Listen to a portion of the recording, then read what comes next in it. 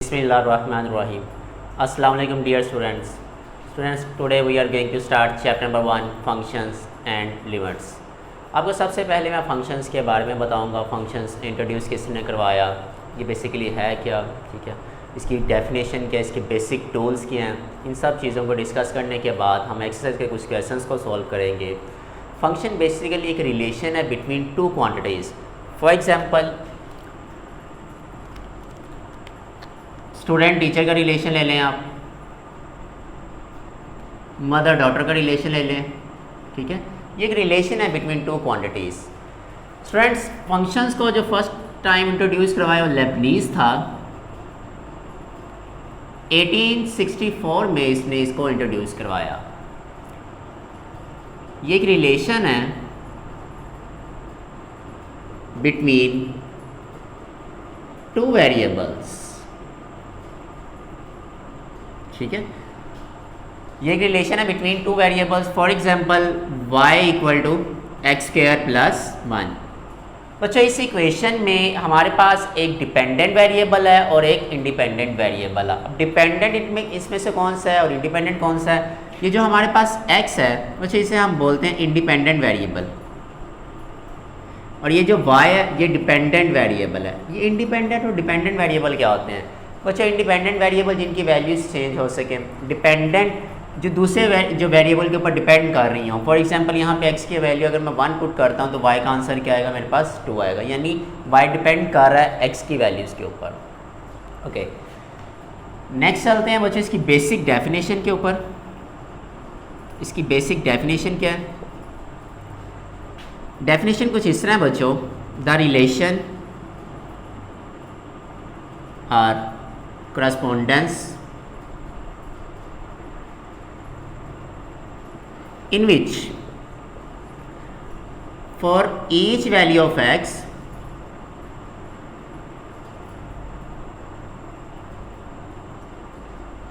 there exists a unique value of y. मुझे definition में 2 points बहुत अहम लिखे हैं मैंने. Number 1, for each value of x there exist a unique value of y. यानी x की तमाम वैल्यू के लिए y के अब मेरे पास एक यूनिक आंसर आना चाहिए. उसे हम नाम देंगे फंक्शन का, ठीक है. फॉर एग्जांपल इस एग्जांपल को मैं कंटिन्यू करता हूँ. y equal to X square plus 1. यहाँ पे मैं x की वैल्यू पुट करता हूँ 0. Put x equal to 0. जब यहाँ पे x की वैल्यू मैं 0 पुट करूँगा तो बच्चों मेरे पास आंसर आएगा 0 स्क्वायर प्लस 1. y का आंसर मेरे पास क्या आ गया? 1. तो बच्चों डेफिनेशन के अकॉर्डिंगली हमने कहा था अगर x की कोई वैल्यू पुट करें, y का मेरे पास कोई यूनिक आंसर आना चाहिए, उसे हम नाम देंगे फंक्शन का. इसका मतलब ये इक्वेशन क्या है? फंक्शन है. इसी तरह इस x में आप सपोज कर लें पुट x इक्वल टू 1. जब मैं 1 पुट करूँगा तो बच्चों 1 square plus 1 which is equal to 2. तो ये देखें बच्चों इधर भी मेरे पास y का एक सिंगल आंसर आया. इसका मतलब ये हमारे पास फंक्शन है. अच्छा, ज़रूरी नहीं तमाम इक्वेशंस ही फंक्शंस हों. कुछ इक्वेशंस ऐसी होंगी जो फंक्शंस नहीं होंगी. For example y square equal to X plus 1. बच्चों स्क्वायर है इसके ऊपर, और स्क्वायर ख़त्म करने के लिए आपको पता है दोनों तरफ स्क्वायरिंग करनी पड़ती है. Squaring on both side we get y equal to plus minus X plus 1. अब अच्छा x की वैल्यू पुट करते हैं. 0 से स्टार्ट कर लेते हैं. Put x equal to 0. We get y equal to plus minus 0 plus 1 1. ये देखें बच्चों यहाँ हमारे पास y के 2 आंसर आ गए. एक प्लस 1 आ गया, एक माइनस 1 आ गया. और डेफिनेशन के अकॉर्डिंगली हमने कहा था y का हमारे पास एक सिंगल आंसर आना चाहिए, यानी एक यूनिक आंसर आना चाहिए. यहाँ तो हमारे पास y के 2 आंसर आ गए जब हमने x की सिर्फ एक वैल्यू पुट की. तो इसका मतलब ये है ये हमारे पास फंक्शन नहीं है, नॉट अ फंक्शन. अच्छा, अभी तक मैंने आपको सिर्फ बेसिक बताया इसका फंक्शन क्या है, फंक्शन की डेफिनेशन के बारे में बताया, उसकी एक एग्जांपल ली है, ठीक है, और इसका ये मैंने बताया इसको इंट्रोड्यूस किसने करवाया. इसके जो मेन टूल्स हैं बच्चों वो है डोमेन एंड रेंज. और बच्चों को अक्सर जो प्रॉब्लम आती है वो डोमेन रेंज में ही आती है कि डोमेन कैसे कैलकुलेट की जाएगी, रेंज कैसे कैलकुलेट की जाएगी. लाहौर बोर्ड की बात करें तो बच्चों ये एमसीक्यूज़ में इसका भी आता है, एमसीक्यूज़ आता है. और अगर हम फेडरल बोर्ड की बात करें तो बच्चों फेडरल बोर्ड में तो इसके 2 से 3 MCQs हमारे पास डोमेन और रेंज के होते हैं। आपके जो एंटी टेस्ट हैं उसमें डोमेन रेंज के काफ़ी ज़्यादा क्वेश्चंस पूछे जाते हैं। तो डोमेन रेंज का मैं एक अलग से टॉपिक बनाऊंगा, उसको अलग से एक्सप्लेन करूंगा। आज सिर्फ बच्चों मैं फंक्शंस की डेफिनेशन को एक्सप्लेन करूंगा और फंक्शन से रिलेटेड जो एक्सरसाइज में क्वेश्चन मेरे पास डिफाइन किए गए हैं उन क्वेश्चंस को सॉल्व करूँगा। बुक में इसकी काफ़ी ज़्यादा थ्योरी है। अभी इसकी नेक्स्ट स्टेप्स हैं बच्चों हमारे पास, इसकी डोमेन रेंज की डेफिनेशंस आएंगी, फिर इसको ग्राफिकल किस तरह रिप्रेजेंट करते हैं, पीस वाइज फंक्शंस क्या होते हैं। तो जैसे जैसे हमारे पास टॉपिक आता जाएगा उसको हम डिस्कस करते जाएंगे। फिलहाल बच्चों अभी हमने सिर्फ इसकी ये डेफिनेशन देखी है और एक एग्जांपल। बच्चों मैं डोमेन रेंज का हल्का सा कॉन्सेप्ट आपको बताता चलूँ। ये बच्चों मैंने एक डायग्राम बनाई है।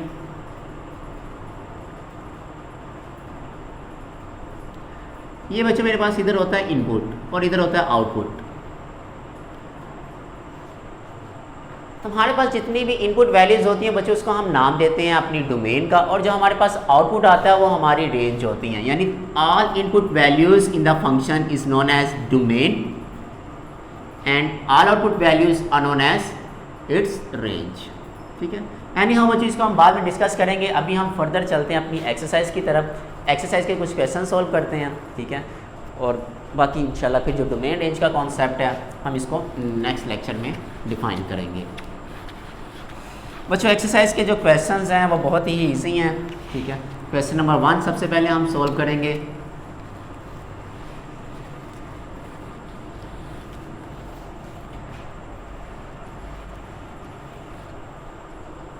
बच्चों क्वेश्चन नंबर 1,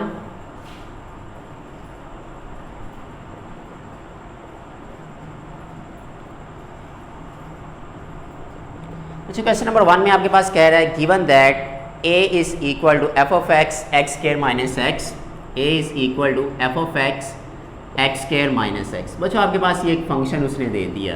इस फंक्शन के लिए उसने 4 वैल्यूज़ दी हैं फाइंड करने के लिए। सबसे पहले कहता है f of -2 कैलकुलेट करें। बच्चों आपने f of -2 कैलकुलेट करना है। तो ये आपके पास एक रिलेशन है जो आप लोगों ने अपनी प्रीवियस क्लासेस में भी पढ़ा होगा, y equal to f of x। ठीक है, अगर मैं इस x की जगह पे 0 लिख दूँ, 1 लिख दूँ बच्चों, 2 लिख दूँ, इसका मतलब क्या, ये तमाम की तमाम वैल्यूज़ किसको इंडिकेट करेंगी, x की वैल्यूज़ को। ठीक है, इसका मतलब ये जो ब्रैकेट में वैल्यूज़ लिखी गई होती हैं ये हमारे पास x की होती हैं। इसी तरह ये जो फंक्शन में वैल्यूज़ लिखी है ये -2, ये इंडिकेट कर रहा है x को। तो हमारे पास जो गिवन फंक्शन है ये वाला, इसमें हम क्या पुट कर देंगे, -2। इसे आप इक्वेशन 1 कह दें। Put x equal to -2 in equation 1।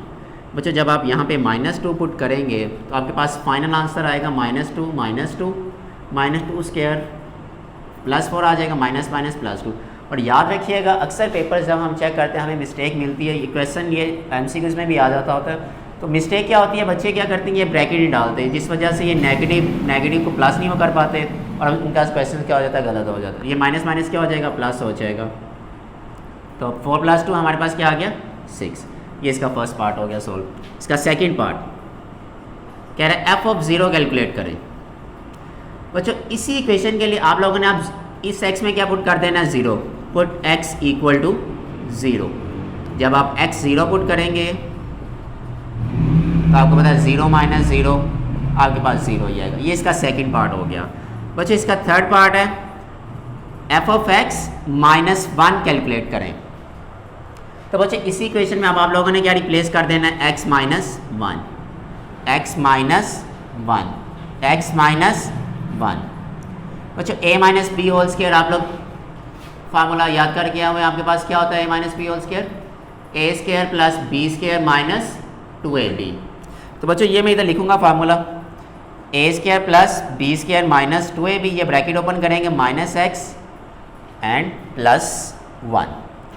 Okay बच्चों, x स्क्वायर ये -2x और ये -x हमारे पास क्या हो जाएगा, -3x। और ये बच्चों 1 और 1 हमारे पास क्या हो गया, 2। ये बच्चों इसका आंसर आ गया। अब हमारे पास जो थर्ड पार्ट है उसमें हमारे पास कहता है कैलकुलेट करें f of x square plus 4।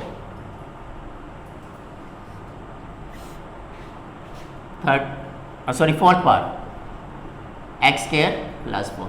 बच्चों इक्वेशन आप लोगों ने यही यूज़ करनी है, ठीक है। इसी इक्वेशन में आप लोगों ने -2 पुट करना है, इसी इक्वेशन में आपने 0 पुट करना है, इसी इक्वेशन में आप लोगों ने x-1 पुट करना है। तो बच्चों आप इसी इक्वेशन में आप लोग क्या पुट करेंगे, x² + 4, x² + 4, x² + 4, a + b whole square. बच्चों क्या होता है a + b whole square, a² + b² + 2a and b। अच्छा ब्रैकेट ओपन करेंगे, square square 4 16, 8x² - x² - 4, 8 - 1 7x², 16 - 4 12। ये बच्चों फाइनल आंसर आ गया। ओके बच्चों, बहुत सिंपल क्वेश्चन था, सिर्फ आप लोगों ने वैल्यूज़ को पुट करना और अपनी कैलकुलेशन करनी है। बच्चों इसका जो सेकंड पार्ट है उसमें आपके पास इक्वेशन उसने दी है f(x) = √x + 4, बी पार्ट। ये आप लोगों ने खुद सोल्व करना है बच्चों। सिर्फ आप लोगों ने क्या करना है, आपके पास सेम 4 पार्ट्स हैं। इस x में सबसे पहले आप लोगों ने -2 पुट करना है, फिर आप लोगों ने 0 पुट करना है, x-1 पुट करना है, and the last one is x² + 4। ये आप लोगों ने खुद सोल्व करना है। ओके अब बच्चों आगे चलते हैं। नेक्स्ट है हमारे पास क्वेश्चन नंबर 2, कह रहा है find f(a + h - f(a/h)। Question number 2, f(a + h - f(a/h)। ये आप लोगों ने कैलकुलेट करना है और इसे कैलकुलेट करने के लिए उसने 4 पार्ट्स दिए हैं हमें। जो हमारे पास फर्स्ट पार्ट है उसका बच्चों f(x) = 6x - 9। और बच्चों देखें अभी तक हमने सिर्फ इंट्रोडक्शन में फंक्शन की डेफिनेशन रीड किया और उसी डेफिनेशन और उसकी एग्जांपल के अकॉर्डिंगली हमने क्वेश्चन नंबर 1 सॉल्व किया। अब ये क्वेश्चन नंबर 2 सॉल्व कर रहे हैं। ओके बच्चों ये हमारे पास है f(x) = 6x - 9, ये कैलकुलेट करना है। अगर हमने ये कैलकुलेट करना है तो बच्चों हमें वैल्यू चाहिए f(a + h) की और f(a) की। इसको कैलकुलेट करने के लिए हम क्या करेंगे, इस x में सबसे पहले a + h रिप्लेस करेंगे, फर्स्ट इक्वेशन आएगी। फिर हम सेकंड में a पुट करेंगे, सेकंड इक्वेशन आएगी। वो दोनों इक्वेशन जब यहाँ पे पुट कर देंगे, सिंप्लीफाई करेंगे तो हमारे पास फाइनल आंसर आएगा। ओके ऐसा कर इधर लिखें, पुट x = a + h, इसे इक्वेशन 1 कह रहा हूँ, a + h इन इक्वेशन 1। तो बच्चों जब यहाँ पे मैंने लिख दिया इसको,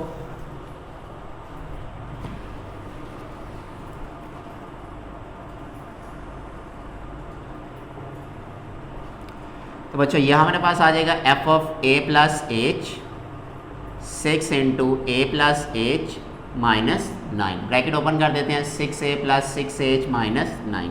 ये मेरे पास इक्वेशन सेकंड आ गई। अब अच्छा इसी इक्वेशन 1 में आप लोगों ने पुट करना है, put x = a in equation 1। जब मैं यहाँ पर 1 पुट करूँ a पुट करूँगा तो ये मेरे पास इक्वेशन आ जाएगी थर्ड। अब बच्चों ये सेकंड और थर्ड इक्वेशन जो आपके पास आई है, इस सेकंड और थर्ड इक्वेशन को मैं इसमें पुट कर दूंगा, मेरे पास फाइनल आंसर आ जाएगा। आप लोगों ने फाइंड करना है f(a + h - f(a/h)। ये आप लोगों ने कैलकुलेट करना था। इसमें जब मैं वैल्यूज पुट करूंगा f(a + h) की, बच्चों ये मेरे पास है 6a + 6h - 9, ब्रैकेट f(a) है मेरे पास 6a - 9/h। ब्रैकेट ओपन करते हैं बच्चों, 6a + 6h - 9 - 6a + 9/h। 9 cancel, 6a cancel, 6h/h। और बच्चों h a से कैंसिल हो जाएगा, आपके पास 6 आंसर आ जाएगा इसका। होप सो आप लोगों को ये क्वेश्चन क्लियर हुआ होगा। बच्चों मुश्किल नहीं है क्वेश्चन, सिंपल आप लोगों ने x की जगह पे a + h पुट करना है, फिर a पुट करना है, 2 इक्वेशंस बनाकर इसमें रिप्लेस कर देना है, सिंप्लीफाई करें और आंसर। बेटा इसका सेकंड पार्ट आप लोग खुद सोल्व करेंगे। सेकंड इसकी ना जो नंबरिंग है वो गलत लिखी गई है। सेकंड पार्ट इसका है आपके पास f(x) = x³ + 2x² - 1। इसी मेथड को आप लोगों ने यूज़ करना है और इस क्वेश्चन को सोल्व करना है। थर्ड पार्ट देखिएगा बच्चों इसका। थर्ड पार्ट में है f(x) = sin x।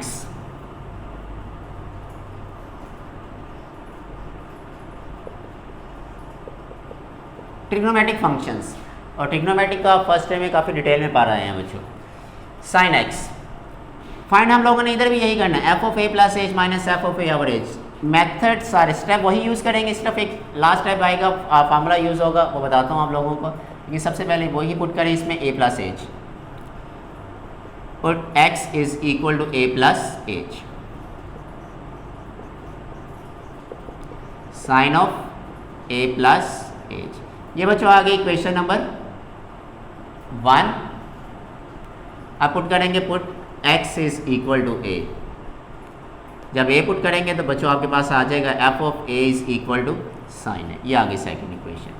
बेटा ये लिखते हैं आप यहाँ पर f of a plus h minus f of a over h. F of a plus h ये मेरे पास है sine a plus h minus f of a क्या है, sine a over h. Students अब आप देखें यहाँ पर आपके पास एक फार्मूला बन रहा है जो आप लोगों ने फर्स्ट ईयर में पढ़ा था चैप्टर नंबर 10 में 10.4 में sum difference formula, sine p minus sine q। बेटा sine p minus sine q का फार्मूला कुछ इस तरह था आपके पास, sine p minus sine q ये इक्वल था 2 cos p plus q by 2 sine p minus q by 2। ये फार्मूला यहाँ पे यूज़ करेंगे। ये आपका P है बच्चों और ये आपका Q है। 2 cos P plus Q by 2 sine P minus Q by 2।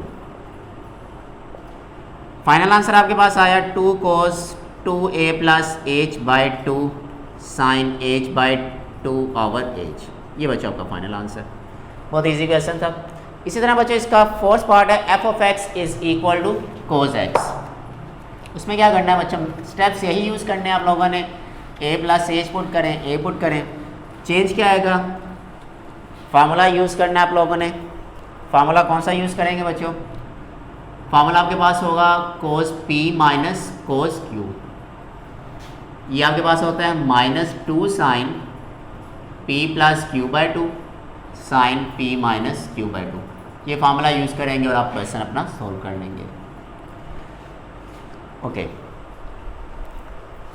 Student, question number 3 है हमारे पास, express the following the parameter p of a square as a function of its area a। Question बहुत easy है। Problem अक्सर बच्चों को आती है स्टेटमेंट वाले क्वेश्चंस में। स्टेटमेंट के क्वेश्चंस थे कब लोग घबरा जाते हैं, वो समझते हैं कि हमसे ये सॉल्व नहीं हो पाएगा, लेकिन क्वेश्चन बहुत इजी है बच्चों। कह रहा था parameter p of a square. सबसे पहले मैं एक स्क्वायर बनाऊंगा। स्क्वायर क्या होती है बच्चों, स्क्वायर की हमारे पास 4 साइड्स होती हैं और इनकी लेंथ सबकी क्या होती है, सेम होती है। तो मैं सपोज कर लेता हूँ हर एक की लेंथ x है। Let x be the side.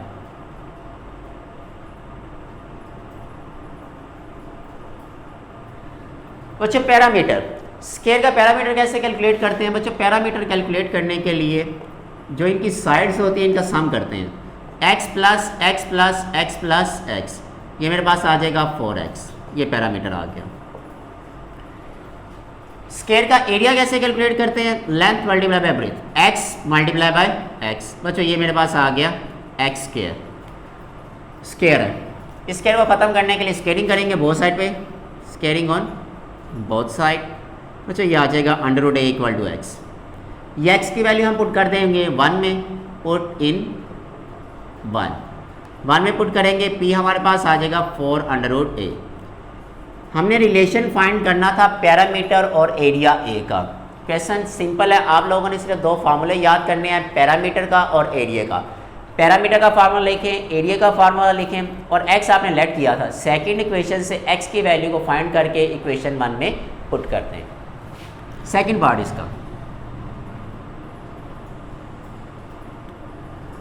B part में क्या कहता है बच्चों, कहता है area of a circle is a function of it's circumference c।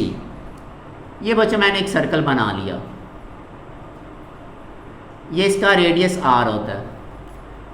Formula क्या होगा एरिया का सर्कल के लिए, पाई r स्क्वायर, इसे इक्वेशन 1 कहते हैं। सर्कमफेरेंस का फार्मूला सर्कल के लिए 2 पाई r, इसे इक्वेशन 2 कहते हैं। बच्चों जिस तरह हमने यहाँ पे x को एलिमिनेट किया था, इसी तरह यहाँ पे हम r को एलिमिनेट करेंगे फ्रॉम 2। ये 2 पाई मल्टीप्लाई हो रहा है c के डिनोमिनेटर में आकर डिवाइड हो जाएगा, और इसे पुट कर दें 1 में, put in 1। a is equal to pi c/2 pi whole square. अब आपके पास क्या हो जाएगा बच्चों, pi C square over 4 pi square. ये एक पाई से cancel, area is equal to C square over 4 pi. ये रिलेशन ड्राइव हो गया एरिया और सर्कमफेरेंस सी के दरमियान। बच्चों 2 फार्मूले लिखे हैं सर्कल के लिए, एरिया का पाई आर स्क्वायर, सर्कमफेरेंस का 2 पाई आर, ठीक है। उसकी वैल्यू को कैलकुलेट करके सेकंड इक्वेशन में से रेडियस की इक्वेशन 1 में हमने पुट कर दिया। ये रिलेशन आ गया एरिया और सर्कमफेरेंस सी का। बच्चों हमारे पास सी पार्ट है इसका, volume V of a cube. बच्चों volume V of a cube, cube आपको पता कुछ इस तरह होती है बच्चों।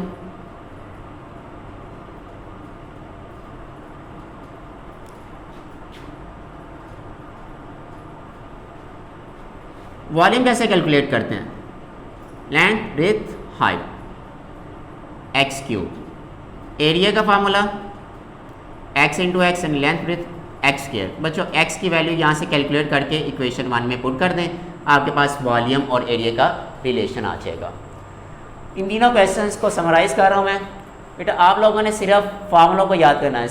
जो हमारे पास स्क्वायर है, स्क्वायर के लिए पैरामीटर और एरिया का फार्मूला याद करना है। सर्कल के लिए एरिया और सर्कमफेरेंस का फार्मूला याद करना है।